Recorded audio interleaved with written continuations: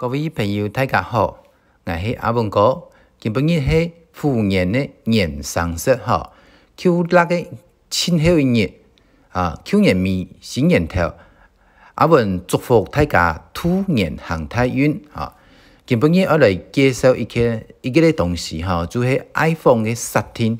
因为呢，有啲朋友讲，佢哋用 iPhone 嘅人啊，樣板看唔到同地畫面當方嘅 QLED 啊，行事曆度方咩冇 QLED 嘅日期。阿文哥嚟同大家介紹樣嚟做13，就做做出來咧。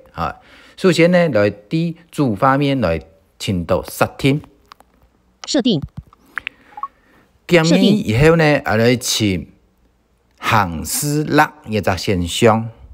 錢包與 Apple Pay、密碼、郵件、聯絡人、行事曆按鈕。好啲啊，因為語言唔係合法啦，係國語嘅行事曆點落去。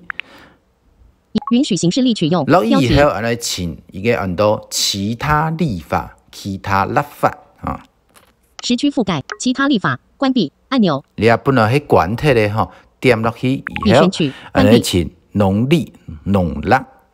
農曆已選取。交易啦，交易以後呢，你同地方面就會出現嘅QLED嘅日期啊通知中心。螢幕錄影。1月21日星期六，壬寅年臘月30。好，壬寅年臘月30臘月30合法講叫嘅關於做這個冇標準，也就係